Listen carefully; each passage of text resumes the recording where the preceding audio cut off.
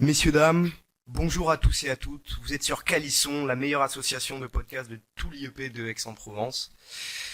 Aujourd'hui, nous sommes avec un invité extrêmement spécial. Nous sommes avec monsieur le directeur Rostan Mehdi. Rostan Mehdi, bonjour. Bonjour. Bienvenue déjà et merci d'avoir répondu présent à l'invitation.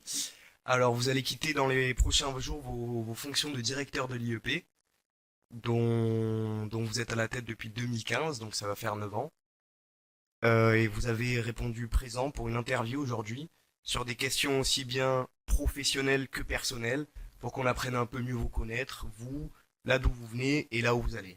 Merci beaucoup, monsieur le directeur, et bienvenue sur Calisson. C'est moi qui vous remercie de me donner le bonheur et le privilège de m'exprimer avant de quitter Aix-en-Provence, effectivement, pour rejoindre d'autres horizons. Parfait. Si ça vous dérange pas, on va commencer sans plus tarder les questions. Allons-y. Parfait. Feu. Alors, on va commencer par une question assez personnelle sur votre histoire et votre enfance. Monsieur Mehdi, quelle est votre Madeleine de Proust? Ma Madeleine de Proust. C'est pour ça qu'il y a une boîte de Madeleine sur la table juste devant moi. Je ça. pensais Ouais, que oui. vous étiez des tentateurs. Euh, Madeleine de Proust, c'est-à-dire un souvenir j'en ai tellement qui me viennent à l'esprit. J'ai des couleurs, la couleur du ciel d'Algérie sous lequel j'ai grandi, mais aussi la première fois que j'ai vu la neige tomber. J'étais enfant, j'avais 3 4 ans, j'étais à Brive-la-Gaillarde, au cœur de la Corrèze, chez mon oncle et ma tante pour un Noël. Et je n'avais jamais vu la neige tomber. Et ça, c'est un souvenir, oui, voilà, en parlant, je l'avais oublié. C'est un souvenir extrêmement touchant. Et puis, vous voyez que j'en ai plein des souvenirs d'enfance. Le retour de mon père en 1969, mon père avait passé 3 ou 4 mois au Biafra, où il était chirurgien dans l'antenne médico-chirurgicale algérienne pendant la guerre du Biafra. Je ne m'étais pas inquiété, j'étais trop petit, mais de le voir revenir m'avait rassuré, c'est étonnant. Et puis enfin, j'en termine là. Euh, Novembre 1970, la mort du général de Gaulle. J'étais chez mes grands-parents, et là aussi, je ne comprenais pas très bien ce qui se passait, mais je sentais que c'était grave, ouais, c'était grave. Et j'en ai gardé là aussi un souvenir très, enfin, rétrospectivement très ému. Surtout quand plus grand on comprend ce qui s'était réellement passé. Monsieur le directeur, durant votre discours d'adieu et même maintenant, vous nous parlez beaucoup de votre famille qui a joué un grand rôle dans votre carrière et qui vous a transmis des valeurs qui vous sont chères et que vous gardez encore aujourd'hui. Vous avez évoqué avec beaucoup d'émotion votre père également hier lors de votre discours qui vous a transmis, comme vous nous l'avez dit en début d'année, cette volonté d'enseigner et de partager. Quelle est la valeur la plus chère que votre famille vous ait transmise et est-ce que la transmission est à vos yeux un devoir? Alors ça fait beaucoup de questions en une seule. Oui. Bon. Il y a un paradoxe chez moi, c'est que je n'aime pas trop parler de moi, sauf avec les gens que je côtoie tous les jours. Et pourtant c'est vrai que je ne manque jamais de rendre hommage à celles et ceux qui, dans ma famille, m'ont porté, des deux côtés, à la fois du côté algérien et du côté français, à la fois du côté kabyle et du côté breton. J'ai eu la chance d'abord d'avoir des grands-parents, qui des deux côtés étaient des gens exceptionnels. Mes grands-parents maternels étaient instituteurs, et vous imaginez ce que devenir recteur peut vouloir dire, ou quel sens ça peut avoir à mes yeux. Du côté de mon père, mon grand-père était ouvrier chez Michelin et je l'ai rappelé hier, il a appris le métier de cuisinier, il est devenu chef cuisinier, c'était un cuisinier exceptionnel. Et ma grand-mère était une femme extrêmement simple. Euh, Tous deux, enfin, des deux côtés, ça a donné des professeurs de médecine. Donc ça formate quand même un rapport au savoir, à la réussite scolaire, euh, au partage, euh, et puis, vous l'avez dit, à la transmission, hein, puisque si j'accepte mes grands-parents paternels, je viens d'une lignée de pédagogues, quoi, hein, voilà, hein, instituteur, directeur d'école, professeur d'université. Bon, donc oui, la transmission a toujours été au cœur de, de notre façon de voir les choses. Alors, quelles sont les valeurs qui m'ont été léguées et que j'ai transmises moi-même à mes enfants, à nos enfants? Bon, une espèce de souci permanent d'honnêteté vis-à-vis des autres, vis-à-vis de soi-même, l'intégrité, voilà. Jamais transiger sur ce que l'on tient pour être des valeurs fondamentales, et puis la solidarité, le partage, des choses très simples. C'est magnifique. C'est très beau. Et donc, on imagine que ça doit être une très grande fierté pour vous d'avoir été nommé recteur. D'autant plus avec cet antécédent familial et on tient, enfin, tous les étudiants de l'IEP vous en félicitent. Bravo. Ben, je vous remercie. Je l'ai senti hier à la faveur de cette très belle cérémonie que vous m'avez réservée. Enfin, cérémonie, non, ça n'était pas cérémonieux, c'était plutôt quelque chose de très direct, de très humain. Et j'ai senti à quel point il y avait une fierté partagée. Donc, je vous l'ai dit hier, et je le répète, fierté pour ce qui me concerne, vis-à-vis de celles et ceux que j'ai évoqués, mon père et ma mère évidemment, mais aussi mon épouse, mes enfants, mes grands-parents, mais aussi fierté vis-à-vis de vous, la communauté de Sciences Po, parce que j'ai le sentiment, par cette reconnaissance que je n'ai ni provoquée ni recherchée, peut-être suscité par la qualité du travail qui a été accompli ici, par cette reconnaissance, j'ai le sentiment de ne pas avoir trahi vos attentes. Et ça, c'est important à mes yeux. Merci beaucoup, monsieur. Alors, une petite question de ma part. Quel était votre métier? Une petite question de ma part. Quel était votre métier rêvé? Est-ce que vous pouvez aujourd'hui dire que vous avez réalisé votre rêve à travers vos différents métiers et votre métier de directeur de Sciences Po Ex notamment? Alors, ça a été des rêves alternatifs ou sûr. successifs. J'ai voulu sans doute être pompier, pilote, shérif, que sais-je encore. Mais j'ai eu un moment de révélation. C'est lorsque j'ai assisté à un cours que mon père donnait à la faculté de médecine d'Alger. Je n'avais aucune aptitude scientifique. Ça, malheureusement, c'était un constat que tout le monde pouvait dresser facilement au regard des pitoyables notes que j'obtenais en mathématiques, en physique et toutes ces matières un peu obscures pour moi encore aujourd'hui. Mais j'assiste à un cours de mon père, je me souviens, c'était un cours d'anatomie sur les vaisseaux sanguins. Et là, je vois mon père comme je ne l'avais jamais vu, à la chair, déployant un talent oratoire exceptionnel. Je me suis dit, ça, c'est un sacré métier, quand même. Et l'idée a fait son petit bonhomme de chemin. Il a fallu quelques années pour le réaliser, mais j'ai aujourd'hui, effectivement, le sentiment d'avoir... atteint ce rêve, je ne sais pas si c'est un rêve, mais en tout cas, cet objectif, et j'ai le sentiment d'avoir accompli une vocation. C'est un métier à vocation, professeur. C'est pas un métier qu'on choisit par hasard. Bien sûr. Merci beaucoup. Alors, comme le disait Charles Aznavour, hier encore, j'avais 20 ans. On aimerait savoir comment était le Rostan Mehdi à ses 20 ans. Est-ce que vous pensez qu'il aurait aimé être ACP, par exemple? ACP. Ex-Chili Peppers. Ah. Alors, merci d'abord d'évoquer Aznavour. J'aime beaucoup Aznavour, c'est un de mes chanteurs préférés parce que je trouve qu'il maîtrise tout le spectre des compétences. C'est un parolier, un mélodiste, un scénariste. Ces chansons sont toutes comme des films qui durent 2 minutes 30, 3 minutes. Chez Aznavour, il y a une phrase que je préfère, c'est le travail ne me fait pas peur. C'est dans une très belle chanson sur la différence. Okay, une chanson magnifique. Alors, hier encore, j'avais 20 ans. Vous êtes gentil en disant hier. Pour ce qui me concerne, c'est la semaine dernière. Voilà. C'était il y a 15 jours. Hier encore, j'avais 20 ans. Comment j'étais à 20 ans? Je devenais sérieux à 20 ans. Après une adolescence tout à fait indolente, insouciante, dans un climat très très doux, un environnement familial très protecteur, une vie facile. Il faut quand même le reconnaître.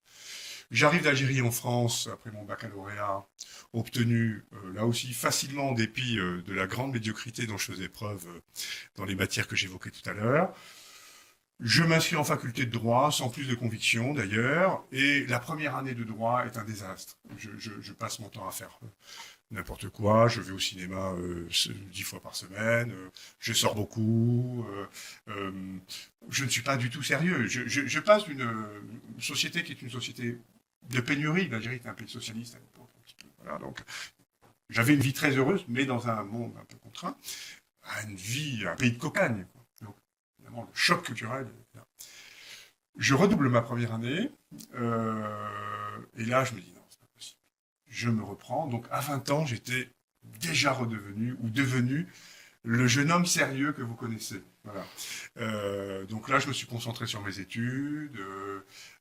J'ai fini systématiquement ou major ou pas loin de promo. Donc voilà, j'étais quelqu'un d'assez sérieux. Est-ce que j'aurais pu être ACP? Je ne sais pas si, au regard du portrait robot que je viens de dresser, je ne suis pas sûr que les ACP auraient voulu de moi. Mais j'ai toujours eu beaucoup de distance par rapport à la vie, par rapport... Donc l'esprit potache, c'est quelque chose que je connais, voilà, et qui ne m'a jamais totalement abandonné, ou que je n'ai jamais moi-même totalement abandonné. Bravo, c'est un très beau parcours étudiant. Enfin, vous avez fait preuve d'une grande discipline. Et je pense que Mes parents ont été là pour me rappeler que... Oui. Enfin, il y a un moment où il fallait arrêter sans doute de se disperser et de gâcher ce talent que le monde entier m'enviait, semble-t-il. Eh bien, écoutez, monsieur, le temps passe, les années passent. Comme vous nous l'expliquiez hier dans votre discours d'adieu, il y a 30 ans, vous rencontriez Franck Biglione, qui est donc votre camarade de travail, mais également votre ami, d'après ce qu'on a compris. Est-ce que vous pouvez nous expliquer comment vous vous êtes rencontrés? On s'est rencontrés de manière extrêmement simple. Nos enfants fréquentaient la même école. Donc, c'est vrai que la fraternité ou la communauté des parents d'élèves est une chose que vous apprendrez peut-être à connaître. Et ensuite, nous faisions le même métier. Nous étions tous deux enseignants en droit. Nos épouses travaillaient toutes deux dans le même environnement. Donc voilà, ça a permis de tisser des liens, et ces liens ne se sont jamais défaits. Ils se sont même singulièrement renforcés au fil des 10 dernières années. C'est très beau. On a l'impression que c'était écrit, que c'était providentiel. D'ailleurs, on a une question de ce cher monsieur Biglione. On est allé l'interroger hier en vue de cette interview. Il vous demande qui a été votre meilleur collègue de travail au cours de ces dernières années à Sciences Po Ex. Quel démagogue, quand même. C'est vrai. Franchement. Mais oui, c'est lui, évidemment. Comment voudriez-vous que je réponde autre chose? Si monsieur Biglione nous écoute, je pense, Mais monsieur j'espère qu'il est Biglione sait rassuré. aussi à quel point je suis œcuménique. Donc voilà. Mais oui, je n'ai aucun doute et aucune hésitation au moment de répondre ce que je viens de répondre. Bah, parfait. C'est très beau. Alors, au moment où vous arrivez à Sciences Po Ex, la maison est en flammes. Dans quel état d'esprit êtes-vous à votre arrivée? Et aviez-vous des appréhensions? Dans quel état d'esprit suis-je? Très combatif, très déterminé. Je crois que j'ai toujours eu le sens de la mission. Et je sens effectivement que cette mission est une mission importante. D'ailleurs, on m'a supposé même que j'ai eu des doutes sur ce point. Notre ministère de tutelle, le ministère de l'Enseignement supérieur et de la Recherche, m'adresse une lettre de mission qui cadre parfaitement mon entrée en fonction. Donc, je sais que je vais devoir m'attaquer à une situation qui est une situation extrêmement compliquée. Je n'avais pas imaginé à quel point elle le serait. Des angoisses, des appréhensions, bien sûr. Quand vous prenez de nouvelles fonctions, et notamment lorsque vous le faites dans un contexte de crise, il faut prendre en considération le fait que, bien sûr, on se pose toujours la question de savoir, vais-je être à la hauteur, ferai-je les bons choix, serai-je capable de prendre les décisions qui s'imposent, etc., etc. Après, il faut aborder tout ça avec beaucoup de lucidité et de recul. C'est-à-dire qu'il faut s'abstraire de ce qui pourrait entraver votre jugement et votre capacité à décider. Donc il faut essayer d'objectiver l'exercice de la responsabilité. C'est ce que j'ai compris et c'est ce que je n'ai cessé de faire depuis là. Se demander, face à une situation, je dispose d'un certain nombre de compétences et de pouvoirs, comment dois-je les exercer pour être à la hauteur de ce qu'exige l'intérêt général? C'est assez simple, mais c'est un viatique très utile, c'est une boussole très, très efficace. Ça vous permet d'être toujours en mesure de tracer une route, pour vous-même, mais surtout pour la collectivité dont vous avez la responsabilité. D'accord. Vous avez eu ce sens de la responsabilité à merveille, parce qu'en 2015, si je ne m'abuse, si je ne me trompe pas, Sciences Po Ex était à deux doigts de perdre le label. Ah oui, on était au bord de l'exclusion Du réseau. du réseau et la maison était dans une situation extrêmement inconfortable. Notre crédit était absolument ruiné. Donc c'est vrai qu'on partait de loin. Bravo. Encore une fois. Merci bravo. beaucoup.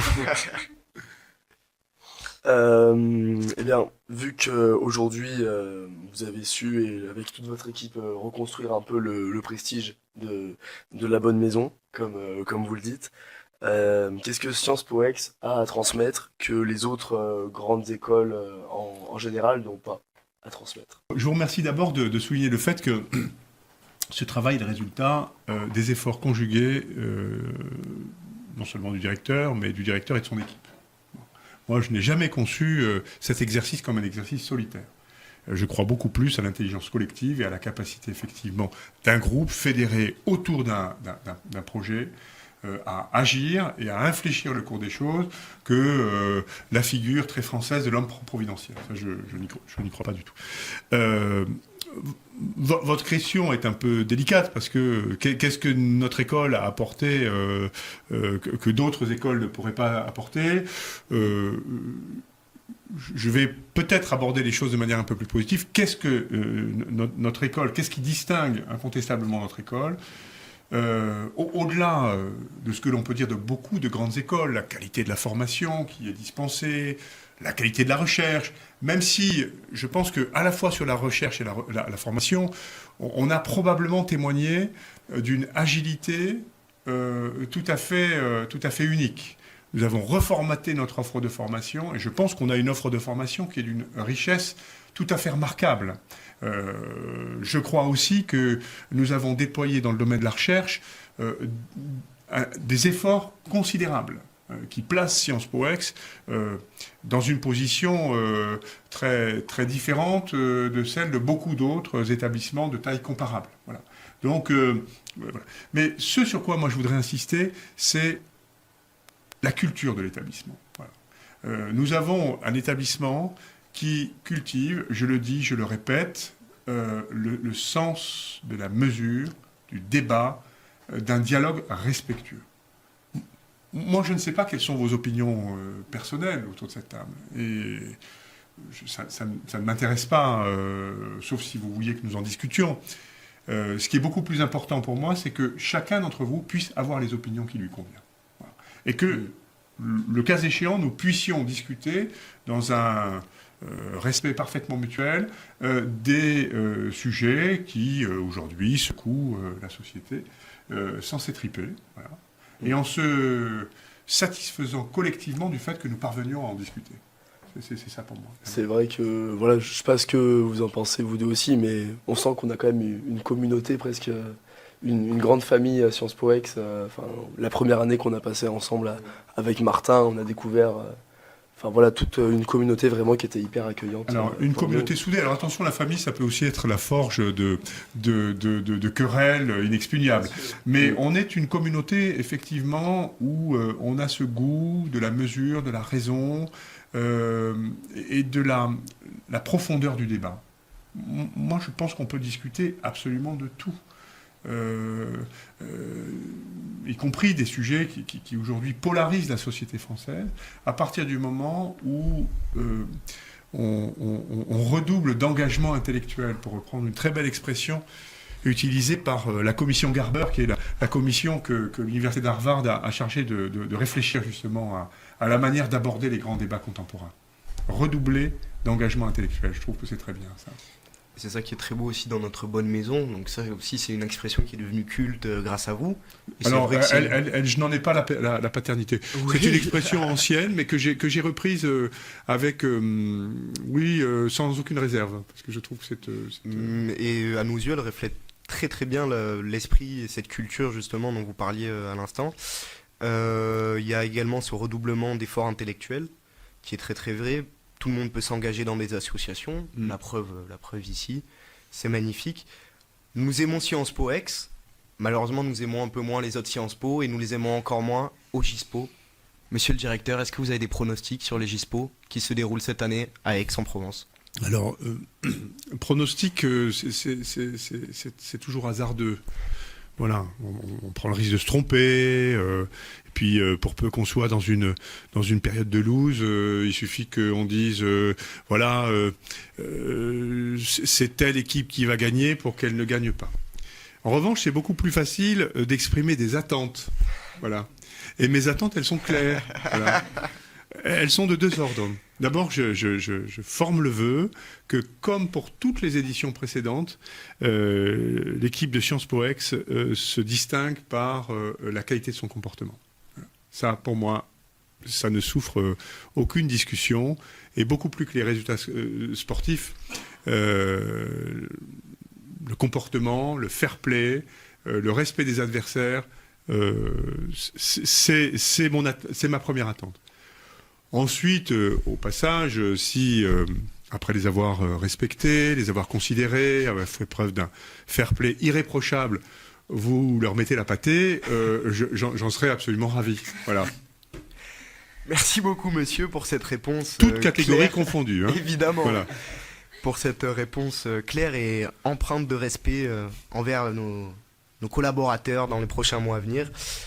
Et la prochaine question. Alors, en parlant de sport, justement, qui est une passion pour beaucoup de monde, lorsque l'on est directeur d'IEP, peut-on se permettre d'avoir des passions ? Avez-vous des passions, monsieur Rostan Mehdi ? Alors, ça, c'est une question que je me suis souvent posée, qu'on m'a posée parfois, et à laquelle il est un peu délicat de répondre. Je n'ai pas de véritable passion, en fait. Moi, je suis toujours admiratif des gens qui sont passionnés de ceci ou de cela. Moi, j'ai une foultitude de centres d'intérêt, en fait. Je m'intéresse à plein de choses.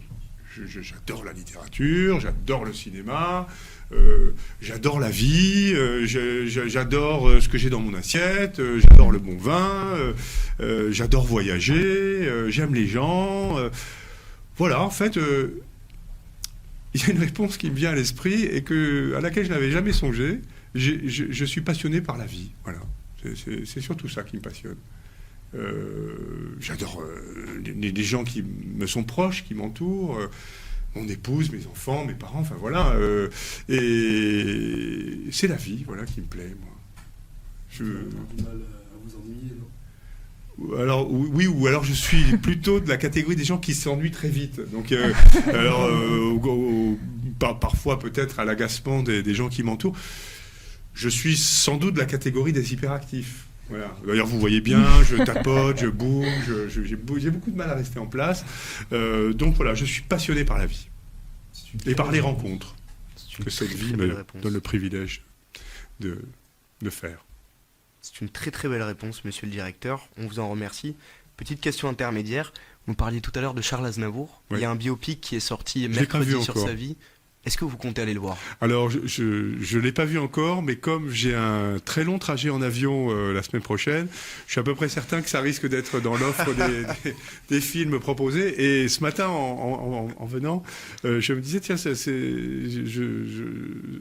j'espère pouvoir le voir là où je me trouverai dans les prochaines semaines. Oui. Bon, bah, parfait. Maintenant, dans un registre un peu plus sérieux, est-ce que le système français, à votre avis, laisse assez de place à l'échec ?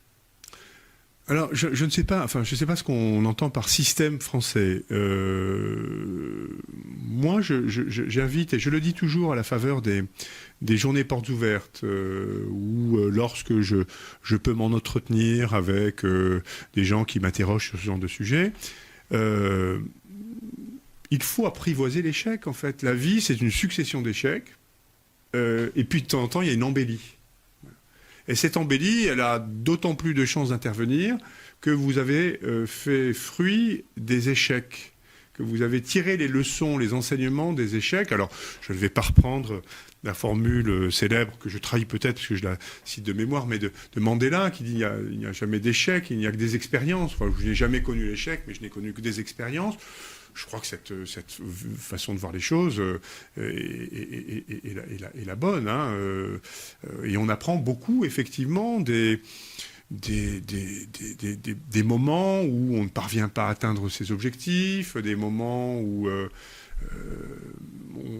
on a des doutes. Et il faut toujours réfléchir, en essayant d'objectiver les situations, il faut toujours essayer de réfléchir aux raisons pour lesquelles on n'a pas atteint à ce moment-là l'objectif que l'on s'était fixé. Peut-être que l'objectif était inatteignable, peut-être qu'on a été d'une ambition démesurée, peut-être que les moyens que l'on a mobilisés n'étaient pas à la hauteur des enjeux. Enfin, il y a toute une série de questions simples que l'on peut se poser qui vous permettent la fois d'après de surmonter le risque d'un nouvel échec. Mais l'échec en soi, c'est douloureux. Et j'en parle d'autant plus facilement que j'ai moi-même vécu dans la campagne pour la direction de Sciences Po Paris un échec, même si tout le monde me dit non, mais c'est une expérience. Mais d'abord, on le vit comme un échec, donc c'est toujours quelque chose de douloureux. Et puis, il faut très vite entrer dans cette phase où on se dit non, remettons les choses à leur place. Ce qui ne nous tue pas nous rend plus forts. Voilà, par exemple. Et voilà. puis, il faut regarder aussi autour de soi, chez ses aînés ou chez ses enfants. Moi, j'ai 2 enfants qui ont connu des échecs et des succès. Et je sais combien ils ont fait preuve de persévérance et de résilience pour surmonter ces échecs et atteindre les objectifs qui les tenaient à cœur. Et quand on est un père ou une mère et qu'on est attentif, on se dit, voilà, pour bien les accompagner, il faut leur expliquer ça aussi. C'est vrai. Et nous avons tous, à titre personnel, passé le concours de Sciences Po, donc qui est quand même un concours pas moi. assez... Non, pas vous, Pas malheureusement. moi, donc je le disais hier, je suis une forme d'imposteur, mais enfin, c'est pas grave. Nous l'avons passé.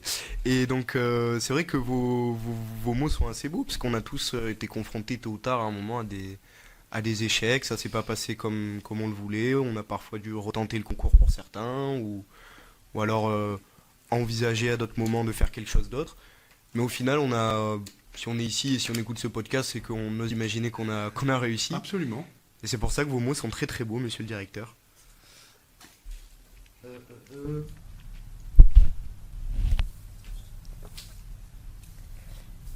Alors nous remarquons chez vous, à travers votre discours, vos discours d'ailleurs, une grande humilité. Vous êtes promu au rang de recteur. Comment fait-on pour rester soi-même avec tant de pouvoir et de responsabilité ? Doit-on changer ou peut-on faire cela à sa manière ? Alors, bon, l'humilité, je pense qu'effectivement, c'est une composante de ma personnalité. L'humilité ne veut pas dire l'effacement, ne veut pas dire... mais simplement, oui, rester humble face à la vie, face aux épreuves de la vie. Je crois que c'est une attitude prudente. Voilà. Pouvoir et responsabilité. Je crois beaucoup plus à la responsabilité qu'au pouvoir. Moi, je crois qu'à un moment donné dans votre vie, on vous confie une responsabilité. Cette responsabilité, on y associe des compétences et des pouvoirs, mais l'élément principal, c'est la responsabilité. Vous devez donc exercer ces pouvoirs et ces compétences pour être à la hauteur de la responsabilité et de la dignité des fonctions que l'on vous confie. Voilà. Ça, c'est pour moi essentiel. Voilà. Donc toujours se demander pourquoi t'a-t-on confié ces compétences et comment dois-tu les exercer pour être à la hauteur de la responsabilité qui va avec et de l'idée au moins de la dignité que tu t'en fais. Voilà. Donc c'est un cadre qui permet de rester les pieds bien sur terre. Voilà. Après, comment fait-on pour rester soi-même ? Enfin, moi, je n'ai aucune difficulté à rester moi-même, d'abord parce que il y a une frontière étanche entre ma vie personnelle et ma vie professionnelle. Ma vie personnelle me conduit à être en prise avec la réalité des choses et la réalité du quotidien. Et ça aide à garder la tête bien sur les épaules. Voilà. Je n'oublie jamais que à un moment donné, vous êtes directeur de ceci, président de cela, recteur de région académique, et puis que tout a une fin. Et donc, il faut se pénétrer de cette évidence, et vous verrez que ça aide à rester extrêmement modeste dans la vie. Merci beaucoup. Merci beaucoup. Alors, vous partez pour un long voyage vers La Réunion. Puis, au-delà de ça, il y a beaucoup de gens qui rejoignent Sciences Po parce qu'il y a une 3e année qui nous permet d'aller à l'étranger. On aimerait connaître le rapport que vous entretenez avec le voyage en général, qu'il soit des milliers de kilomètres ou à seulement quelques dizaines de minutes de chez soi. Et est-ce qu'il y a un voyage qui vous a particulièrement marqué lors de votre vie aussi? Alors, 2 choses. La première, c'est l'importance de la 3e année. D'une certaine façon, je vais vivre moi aussi l'expérience que celles et ceux d'entre vous qui ont accompli leur mobilité ont eu la chance de vivre. Je l'espère aussi. Pourquoi est-ce que cette 3e année est essentielle à mes yeux? Parce qu'elle vous permet en dehors de l'expérience que l'on peut acquérir, la connaissance d'autres systèmes universitaires ou l'expérience professionnelle, c'est important parce que ça vous permet aussi de découvrir une altérité apaisée. C'est-à-dire que vous allez rencontrer des gens qui ne vous ressemblent pas nécessairement, mais on le fait intelligemment et donc de façon apaisée. Bon. Je n'ai aucun doute, pour ce qui me concerne, que ce que je trouverai à La Réunion, c'est une communauté bienveillante et accueillante, beaucoup plus qu'une altérité. Voilà. Un voyage qui m'a marqué, moi, c'est le voyage, c'est l'émerveillement. Alors, j'ai une capacité d'émerveillement, j'ai une capacité de dissimulation très faible, donc tout le monde le sait. Quand on m'énerve, ça se voit tout de suite. Mais j'ai aussi une capacité d'émerveillement quasiment enfantine.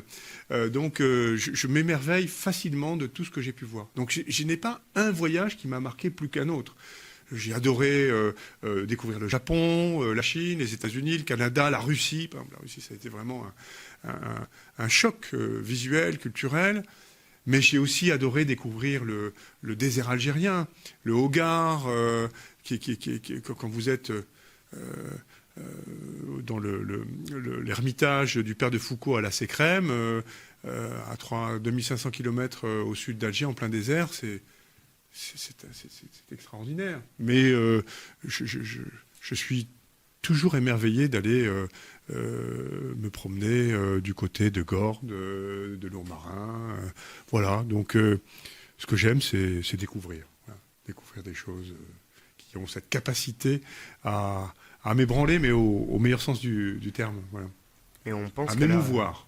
On pense qu'à la Réunion, vous allez être émerveillé, monsieur le directeur. Oui, vous allez... Oui, je vous le confirme. Je vous le confirme. Il y a une diversité humaine, culturelle et de paysages absolument exceptionnelle. Sur un territoire qui fait 2300 km², donc qui est d'une taille relativement modeste. On vous souhaite d'être émerveillé, d'être face à ces paysages qui, on l'espère, seront magnifiques et qui sauront vous contenter. On va passer à la dernière question. Nous sommes des étudiants, des jeunes adultes cheminant lentement mais sûrement vers l'âge adulte. Quelle est la valeur ou le conseil que vous nous conseillez d'adopter pour avancer dans la vie et être heureux? Alors, être heureux, ça doit être quand même un objectif important pour vous, être épanoui. Mais je pense qu'on est d'autant plus heureux qu'on a le sentiment d'être utile à celles et ceux qui nous entourent. Voilà. Donc, le conseil que je vous donnerai, c'est celui-là. Cherchez à partager vos talents. Vous avez beaucoup de talents les uns et les autres. Si vous êtes là, c'est que ça ne pose pas de questions, c'est une évidence. Donc ces talents, partagez-les, soyez altruistes et mettez-vous au service de la communauté, quelle que soit cette communauté, quelle que soit la carrière que vous choisirez dans le secteur public, associatif, privé, peu importe, mais ayez le souci d'être aussi utile à vous-même qu'aux autres. Et ça donnera du sens à votre vie et ça vous permettra d'être heureux. Voilà, comme ça, vous êtes dans une totale cohérence. Magnifique. Merci beaucoup. C'est moi qui vous remercie. Simplement pour terminer, si vous voulez bien, on va se livrer à un petit jeu. On appelle ça le small talk. Si ça vous va, on va prendre 60 secondes et sur des questions très binaires, on vous laissera répondre soit par l'une des réponses ou l'autre réponse. Et vous avez un droit de veto, bien sûr, un droit de joker. On lance le chrono.